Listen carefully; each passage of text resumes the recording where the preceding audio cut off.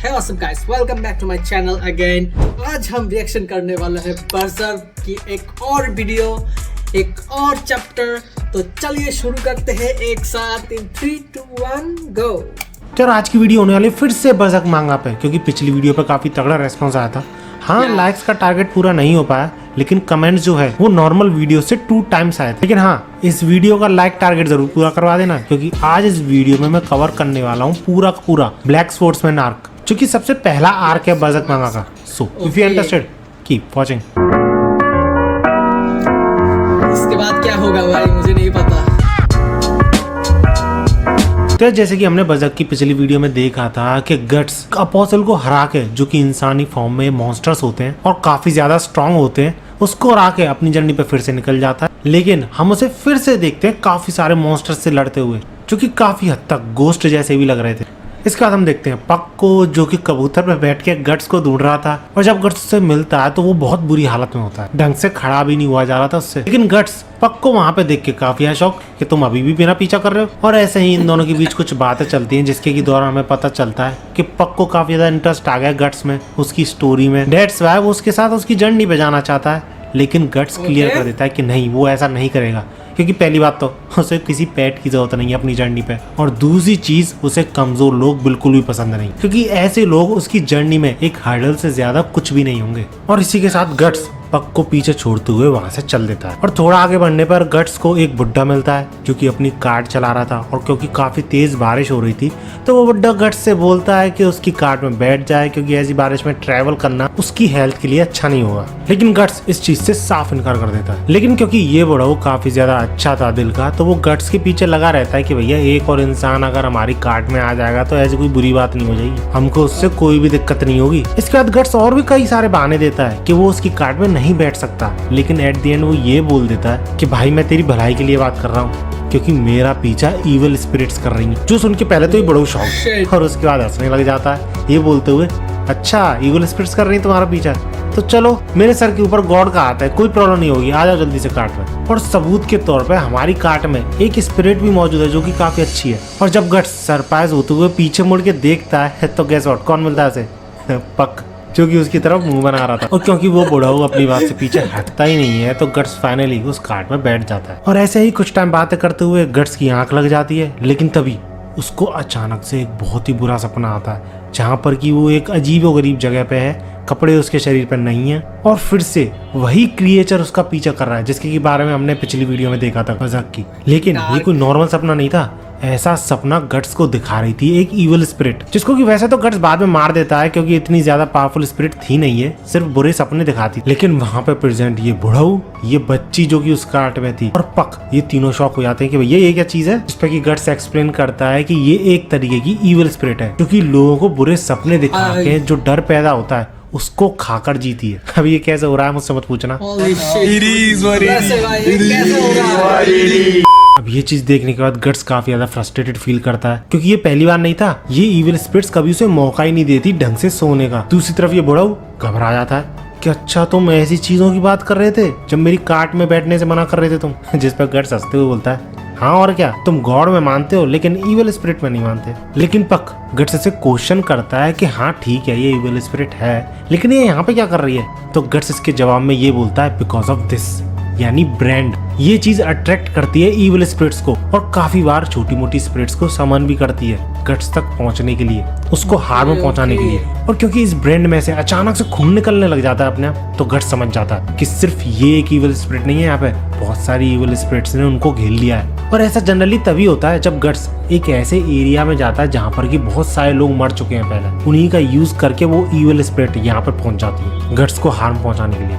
इसके बाद गट्स तैयार हो जाता है उन सारी इविल स्पिरिट्स का सामना करने के लिए, और वो ऐसा भी बोलता है कि कोई भी कार्ट से मत उतरना, क्योंकि जान को खतरा हो सकता है। लेकिन तब तक ये छोटी बच्ची उतर चुकी थी, और पलक झपकते ही वो इविल स्पिरिट्स उसका खेल खत्म कर देती। और ये इविल स्पिरिट्स कोई 3-4 के नंबर में नहीं थी, बल्कि ऑलमोस्ट 50 से 100 के बीच में। अब ये नॉर्मल इंसानों की तरह तो थी नहीं चीजें कि 1-2 हमलों में चाकू के खत्म हो गया खेल, नहीं। गट्स के कई सारे हमलों के बावजूद इन इविल स्पिरिट्स को कुछ भी नहीं हुआ। पर एग्जैक्टली यही चीज पक भी बोलता है। एक तो इन इविल स्पिरिट्स का नंबर बहुत बड़ा है, काफी सारी है ये, ऊपर से इनको मारना भी काफी ज्यादा मुश्किल है, जिस पर गट्स हंसते हुए बोलता है कि पता है क्योंकि ऐसा ही तो हमेशा होता आया है। और ऐसा कहते हुए गट्स उन सारी इविल स्पिरिट्स को एक एक करके ढेर करना शुरू करता है। एक एक कहना तो वैसे सही नहीं हुआ, क्योंकि गट्स सिर्फ अपनी तलवार के एक स्विंग में 3-4 इविल स्पिरिट्स को ढेर कर रहा था। और जब गट्स ये सब करने में बिजी था तो कार्ट में, जहाँ पर कि पक प्रेजेंट था, एक अलग ही इंसिडेंट हो जाता है। वो जो बच्ची मर चुकी थी ना, वो जिंदा हो जाती है और उस बुढ़ो को मार देती है अपने हाथों से। इसका रीजन तुम एक तरीके से ये भी कह सकते हो कि इविल स्पिरिट्स नहीं, उसको भी पजेस कर लिया था। और इसके बाद वही लड़की हंसते हुए गट्स के पास आती है और उसे भी मारने की कोशिश करती है, लेकिन गट्स बिना हेजिटेट किए उस लड़की को भी 2 हिस्सों में मार देता है। अब फील तो ऐसा ही होता है कि गट्स को कोई भी फर्क नहीं पड़ा उस लड़की को ऐसे मार के, लेकिन नहीं, गट्स पे इम्पैक्ट होता है इस चीज का। उसे उल्टियां होने लग जाती हैं ये चीज करने के बाद। इसी रीजन की वजह से गट्स पे भारी पड़ने लग जाती हैं वो सारी इविल स्पिरिट्स। लेकिन समहाउ गट्स खुद को संभालता है और फिर से उन सारी इविल स्पिरिट्स को एक एक करके ढेर करने लगा है। एंड सारी इविल स्पिरिट्स को ठिकाने लगाने के बाद गट्स जब उस लड़की की लाश को देखता है तो पक बोलता है दुखी होते हुए कि गट्स ये तुम्हारी गलती नहीं है। तो गट्स अचानक से हंसने लग जाता है और ये बोलता है कि और क्या, मेरी थोड़ी गलती है, क्योंकि जैसा कि नहीं होता, मुझे कमजोर लोग बिल्कुल भी पसंद नहीं। और ये कमजोर ही थे क्योंकि खुद को प्रोटेक्ट तक नहीं कर पाए। इसके बाद अचानक से उन्हीं इविल स्पिरिट्स की जाते समय आवाजें आने लग जाती हैं कि तुम बच के नहीं निकल पाओगे, इस बार तुम भले ही बच गए हो लेकिन आगे नहीं बच पाओगे, इसलिए तुम्हारा ये सारा एफर्ट बेकार है। लेकिन गट्स उन सबको एक धमाके के साथ शांत करते हुए वहां से चल देता है। और इसी मूवमेंट पे पक को समझ में आता है कि गट्स की लाइफ क्या है। जिस बंदे की लाइफ को बहुत ज्यादा वो एक्साइटिंग समझ रहा था, वो कितनी ज्यादा डार्क है। एंड इसका सीन चेंज होता है और हमें दिखाया जाता है एक किंगडम जहाँ पर की एक औरत की बलि चढ़ाई जा रही थी। और इसके पीछे का रीजन ये बताया जा रहा था कि इस औरत का कोई ना कोई कनेक्शन है डीमन के साथ, बट ये चीज प्रूफ नहीं होती है, सिर्फ शक होने पर ऐसा करा जा रहा था। और इस तरीके के लॉ का रीजन था वहाँ का लीडर, जो कि खुद एक डीमन जैसा महसूस होता था वहाँ के लोगों को, लेकिन कोई कुछ बोल नहीं सकता था क्योंकि हाई अथॉरिटी थी यार वहाँ की सबसे। लेकिन इसी पॉइंट ऑफ टाइम पे वहाँ पर एंट्री होती है गट्स की, जो कि वहाँ के रूलर को डिक्लेरेशन ऑफ वॉर देता है इस औरत के सिर पर ब्रांड का सिंबल लगा के। अब आई नो तुम सब लोग सोच रहे हो कि इस आदमी को इस ब्रांड का मतलब कैसे पता, तो रुको जरा सबर करो। इसके बाद जब गट्स इस तरीके की धमकी देने के बाद रूलर को वहां से निकलता है तो आगे चल के उसे काफी सारे सोल्जर्स घेर लेते हैं। एंड एज ऑलवेज गट्स की इतनी बड़ी तलवार देख के वहां पे प्रेजेंट सारे सोल्जर्स शॉक, लेकिन स्टिल वो गट्स पे अटैक करने की कोशिश करते हैं ये सोच के कि तलवार बड़ी है तो क्या हो गया, इतनी बड़ी तलवार को वील्ड करना आसान थोड़ी है, और वो भी इतने सारे सोल्जर्स के सामने। तो यही सोच के सारे सोल्जर्स एक साथ अटैक करते हैं उस पर। बट कुछ ही सोल्जर्स की लाश बिछाने के बाद सारे सोल्जर्स पीछे होने लग जाते हैं। लेकिन गट्स के लिए प्रॉब्लम तब खड़ी हो जाती है जब उस पे एरोस से भी हमला होने वाला था, लेकिन सही टाइम पे पक वहाँ पे आ जाता है और उन सारे तीरंदाजों को अंधा करके अपनी रोशनी के थ्रू गट्स को मौका दे देता है उन सबको गिराने का। खैर अब क्योंकि नॉर्मल सोल्जर्स कुछ भी नहीं बिगाड़ पा रहे थे गट्स का, तो वहाँ पे उनका कैप्टन आ जाता है गट्स से फाइट करने, जिससे फाइट होती तो है गट्स की और काफी ज्यादा पावरफुल भी था ये कैप्टन। लेकिन गट्स बिना कोई डैमेज लिए इस कैप्टन को सिर्फ एक अटैक में ढेर कर देता है, सिर्फ एक स्विंग में अपनी स्वॉर्ड की। और ये चीज अपने आंखों के सामने होता हुआ देख के वहाँ पे प्रेजेंट सारे सोल्जर्स शॉक। लेकिन क्योंकि और भी सोल्जर्स आ रहे थे तो गट्स को कोई रास्ता नहीं दिख रहा था वहाँ से निकलने का। लेकिन तभी सही टाइम पे वहाँ पे धुआं पकड़ने लगता है और वो काम था इस मिस्टीरियस बंदे का, जो कि गट्स की हेल्प करता है वहाँ से एस्केप करने में। इसके बाद वो मिस्टीरियस बंदा एक अलग ही जगह पे ले जाता है गट्स को। अजीब ही जगह थी, और जगह भी क्या, एक्सपेरिमेंटेशन का रूम भी मान सकते हो तुम उसे, जहाँ पर की अजीबोगरीब टेस्ट सब्जेक्ट्स रखे हुए थे। और इसी के कुछ टाइम बाद हमें इस मिस्टीरियस बंदे का चेहरा रिवील करा जाता है, जो कि सही में यार काफी डरावना था। एंड फेस रिवील होने के साथ साथ इसका मोटो भी रिवील हो जाता है कि क्यों इसने गट्स की मदद करी। And the reason is guts इसे काफी ज्यादा स्ट्रॉन्ग लग रहा था और वो गट्स को वहां पे मरने नहीं देना चाहता था, मरता तो वो वैसे भी नहीं, लेकिन स्टिल ये गट्स को बचाना चाहता था सो डैट गट्स उस कंट्री के या फिर बोलूं किंगडम के रूलर को मार सके, क्योंकि उसी ने इस बंदे की ऐसी हालत करी है। एंड इसी के बाद ये बंदा गट्स को एक और चीज दिखाना चाहता था, और जब गट्स उस चीज को देखता है तो काफी ज्यादा शॉक हो जाता है कि ये यहाँ पे क्या कर रही है। और ये बोलते ही गट्स उस बंदे का गला पकड़ लेता है और उसे हवा में लटका देता है और ये बोलता है उससे कि आखिर तुम हो कौन और ये चीज तुम्हारे पास कहाँ से आई। जिस पे वो बंदा बताता है कि उसके पास पहले से नहीं थी, ये कैसल से उसने चुराई, टू बी एग्जैक्ट काउंट के पास थी। काउंट उस लीडर का ही नाम था जिसको कि हमने देखा था, वही मोटा। इसके बाद जाके गट्स कहीं शांत होता है और उससे ये बोलता है कि मुझे सब कुछ बताओ, शुरू से लेके एंड तक। इसके बाद ये बंदा अपनी पूरी कहानी बताता है कि कैसे वो कैसल में एक फिजिशियन की तरह काम करता था और तब भी काउंट जो है यानी वो जो लीडर है वो काफी ज्यादा क्रूर था। लेकिन अब की बात कुछ और है। अब तो वो और भी ज्यादा क्रूल हो ही गया है, लेकिन उसी के साथ साथ अब इंसानियत तक नहीं बची है उसके अंदर, क्योंकि इसने जो अपनी आंखों से देखा है ना, वो किसी ने भी नहीं देखा होगा इस पूरे किंगडम में। इसने लिटरली उस लीडर को ऐसी हरकतें करते हुए देखा है जो देख के किसी की भी रूह कांप जाए। बंदा इंसानों पे झूठे इल्जाम लगा के उन्हें कैदी बना लिया करता था, फिर सीक्रेटली उन्हीं इंसानों को जिंदा चीरा करता था, उनकी बॉडी को फाड़ा करता था। क्योंकि ये कैसल में काम करता था तो उसे ये सारी चीजें पता थी, लेकिन एक टाइम तक ही ये सारी चीजें वो सहन कर पाता है। और ये बंदा अपनी फैमिली के साथ कैसल से भागने की सोचता है, लेकिन काउंट और उसके आदमी उसे पकड़ लेते हैं और इसकी पूरी फैमिली को कैदी बना लेते हैं। जिसके बाद इसकी पूरी फैमिली के साथ इसके साथ टॉर्चर तो होता ही है, लेकिन इसी के आंखों के सामने काउंट जो है यानी वो लीडर इसकी बीवी और उसके बच्चे को खा जाता है। और इसी रीजन की वजह से ये काउंट को मारना चाहता है। और ये सारी चीजें पता कब से शुरू हुई हैं? जब से ये जो चीज है काउंट के हाथ में लगी है। अब ये सारी चीजें सुन के पक तो काफी ज्यादा इमोशनल हो जाता है, लेकिन गट्स बिल्कुल भी भाव नहीं देता इन सारी चीजों को। मतलब बिहेव तो ऐसे ही करता है कि उसे कोई भी फर्क नहीं पड़ता। लेकिन वी ऑल नो ऐसा कोई भी एमसी नहीं है जिसको कि ऐसी चीजों से फर्क ना पड़े। अब क्योंकि इस बंदे को समझ में नहीं आ रहा था कि ये क्या चीज है, ये जो पत्थर है जिसके ऊपर फेस जैसे निशान है, माउथ है, आईज है, नोज है, ये आखिर है क्या चीज जिसकी की वजह से काउंट इतना ज्यादा बदल चुका है। एंड तब जाके गट्स जवाब में बोलता है, it's a key, the key which opens the door to another dimension. और उस डायमेंशन में गॉड हैंड के मेंबर्स रहते हैं, वो मेंबर्स जो कि डीमंस को कंट्रोल करते हैं। इस वर्ल्ड में जो डार्कनेस है उसको कंट्रोल कर सकते हैं, तुम ऐसा भी कह सकते हो। अब आई नो जो लोग पहली बार सुन रहे हैं ये चीज उन्हें समझ में नहीं आया कुछ, लेकिन स्टिल मेरे चैनल को सब्सक्राइब कर दो और इस वीडियो पे एक लाइक जरूर पेल दो, जिससे कि आगे मैं ऐसी मांगा पे वीडियोस और लाऊंगा। इसके बाद स्टोरी को थोड़ा फास्ट फॉरवर्ड करें तो जिस कैप्टन ने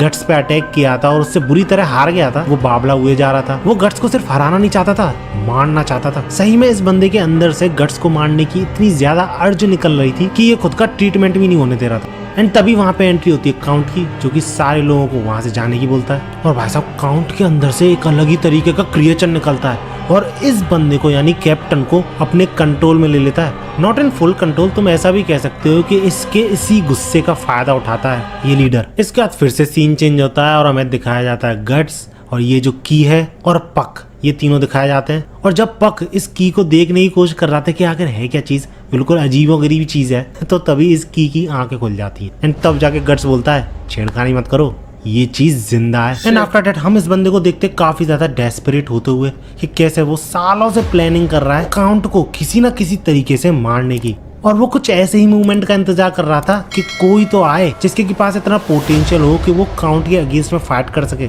और क्योंकि अब उसे गट्स मिल चुका है तो वो सारी चीजें बताएगा कि कैसे कैसे काउंट को मारा जा सकता है। अब इसके जवाब में एज ऑलवेज गट्स से ज्यादा कुछ तो बोलता नहीं है, जिसकी वजह से ये बंदा और भी ज्यादा डेस्परेट होने लगता है। लिटरली यूं बोलने लग जाता है कि आई bag you please kill that count for me. Confuse मत होना, काउंट उसी लीडर का नाम है। क्योंकि गट्स को बिल्कुल भी पसंद नहीं कि कोई इसे छुए तो वो दूर फेंक देता है इस बंदे को। और इसी के साथ गट्स उससे ये बोलता है कि तेरे जैसे लोग मुझे बिल्कुल भी पसंद नहीं। अपनी शक्ल देखी तूने कभी आईने में?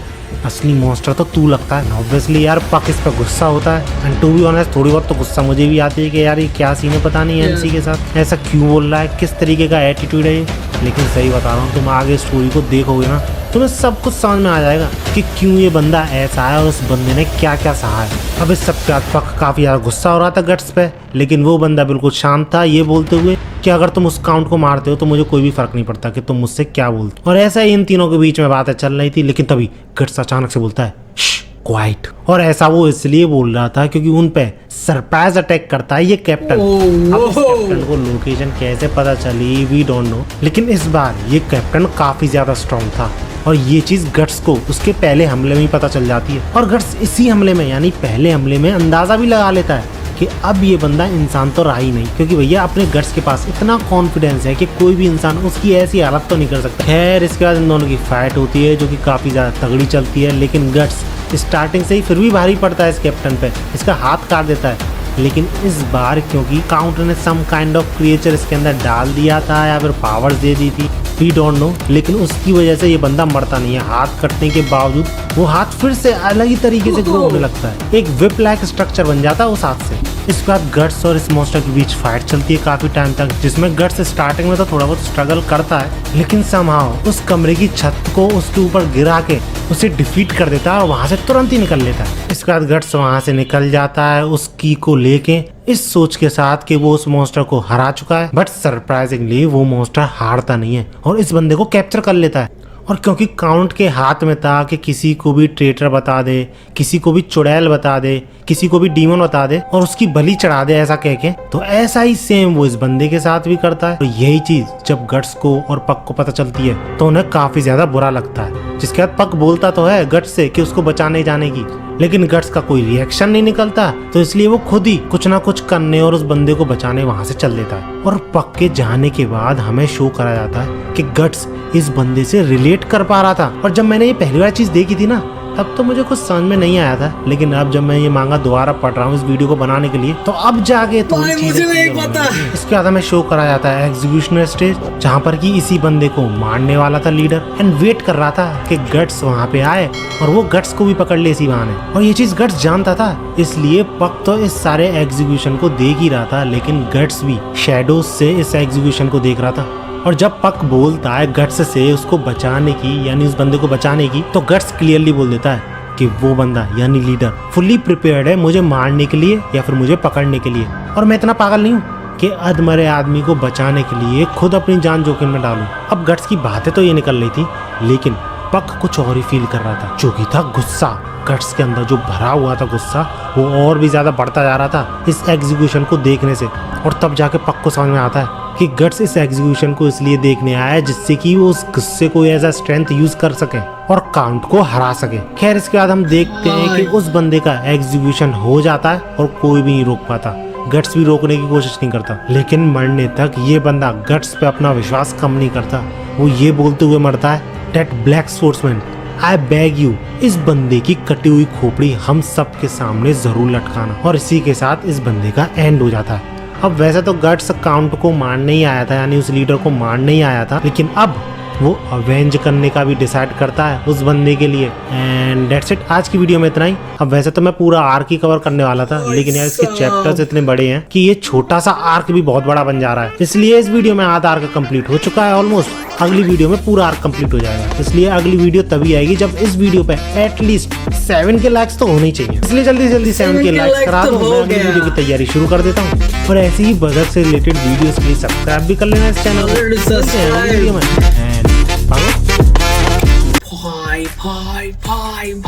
भाई दिस इज कॉल्ड बजर्क। भाई स्टोरी कहाँ से कहाँ चले गए भाई, इसके बाद क्या होगा भाई मुझे नहीं पता।